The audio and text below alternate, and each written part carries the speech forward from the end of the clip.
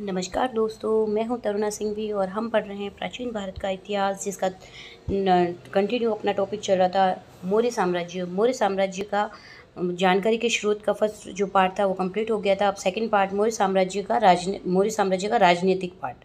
ठीक है, तो चंद्रगुप्त मौर्य से हम पढ़ रहे हैं। चंद्रगुप्त मौर्य मौर्य साम्राज्य का जो संस्थापक था। ठीक है, 323 ईसा पूर्व से 298 ईसा पूर्व इसका टाइम पीरियड था, समय काल था। चंद्रगुप्त मौर्य को सेंड्रोकोटस और एंड्रोकोटस के नाम से जाना जाता है। विलियम जेम्स ने इसे सेंड्रोकोटस का और एक और नाम एंड्रोकोटस भी मिलता है। ठीक है, विशाखदत्त की मुद्रा राक्षस में चंद्रगुप्त मौर्य की वृषल शब्द का उल्लेख किया गया। वृषल यानी निम्न कुल। ठीक है, और चंद्रगुप्त मौर्य हैं जिसको चाणक्य ने क्या किया, खरीदा था। राजकीलम खेल खेलते हुए देखा और देखने के बाद बचपन में उसे 1000 कांस्यार्पण देकर खरीद लिया। खरीदने के बाद उसकी शिक्षा दीक्षा कंप्लीट की और शिक्षा दीक्षा के बाद में उसे मौर्य साम्राज्य का संस्थापक बनाया। घनानंद से युद्ध करने के बाद मौर्य साम्राज्य की स्थापना की। ठीक है, और चंद्रगुप्त मौर्य जिसने यूनान के शासक सेल्यूकस निकेटर के साथ युद्ध किया और सेल्यूकस निकेटर को पराजित किया।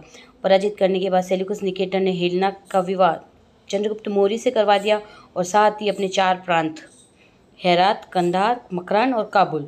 हेरात का नाम आता है एशिया, कंधार का नाम एराकोशिया, मकरान का नाम जेड्रोसिया और काबुल का नाम पेरोपसिनेडाई। ठीक है, ये चारों प्रांत किसको दे दिए?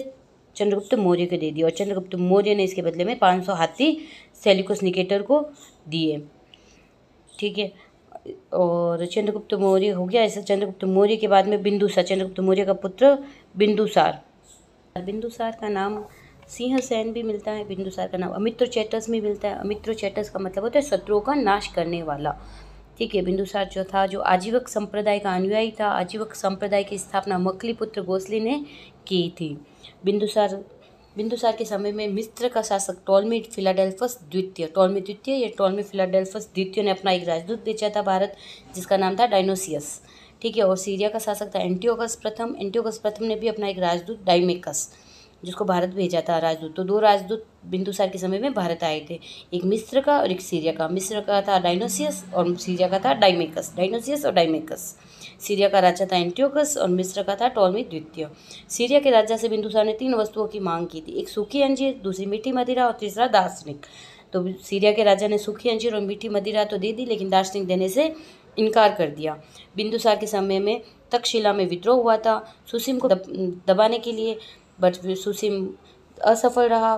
फिर अशोक को भेजा गया था। अशोक उस समय उज्जैन का राज्यपाल था। अशोक को भेजा और अशोक ने क्या किया, तक्षशिला के विद्रोह का सफलतापूर्वक दमन किया। अब आता है अशोक का टाइम पीरियड है 273 ईसा पूर्व से 232 ईसा पूर्व। अशोक की माता का नाम है पासादिका। अशोक के पिताजी का नाम है बिंदुसार। अशोक की वाइफ का नाम है असंगिमित्रा, तक्षरक्षिता, महादेवी और कारुवांकी। अशोक की पुत्री का नाम है संगमित्रा और चारुमती। अशोक के पुत्र के नाम थे कुणाल, महेंद्र, जालोक और तिवर। ठीक है, अशोक ने उपगुप्त के प्रभाव से क्या किया था, बौद्ध धर्म को अपनाया था। अशोक ने कश्मीर में श्रीनगर की स्थापना की थी और नेपाल में भी एक देवपतन नामक नगर, कश्मीर में श्रीनगर और नेपाल में देवपतन नामक नगर की भी स्थापना की थी। अशोक ने अपने राज्याभिषेक के 8वें वर्ष में कलिंग विजय की थी। राज्याभिषेक के 8वें वर्ष यानी 261 ईसा पूर्व में कलिंग की विजय प्राप्त की थी। 84,000 अशोक ने क्या किया, 84,000 से भी अधिक स्तूपों का निर्माण करवाया था। अशोक का पुराणों में नाम अशोक वर्धन भी मिलता है और मास के गुर्जर अभिलेख में अशोक को बुद्ध शाक्य भी कहा गया है। ठीक है, इस तरह से राजनीतिक कंप्लीट होता है। महत्वपूर्ण बिंदु राजनीतिक के और देख लेते हैं मौर्य साम्राज्य का जो पतन है उसके प्रमुख कारण क्या थे। तो उसके प्रमुख कारण थे, एक तो सबसे पहले अहिंसावादी नीति। जो भी मौर्य साम्राज्य थे वो सब अहिंसावादी नीति अपनाने लग गए। चंद्रगुप्त मौर्य ने अपने अंतिम समय में क्या किया, जैन धर्म को स्वीकार कर दिया, अहिंसावादी बन गया। और मगध में जब अकाल पड़ा तो स्वर्ण बेलगोला कर्नाटक में जाकर संथारा स्वीकार किया और संथारा पद्धति थी अपने शरीर का त्याग किया। तो और अशोक भी अपने अंतिम समय में अहिंसा को अपना लेता है, बौद्ध धर्म को अंगीकार करता है। तो अहिंसावादी नीति के कारण मौर्य साम्राज्य का पतन हुआ। दूसरा, ब्राह्मणों ने जो प्रतिक्रियावादी नीति अपनाई उसके कारण से भी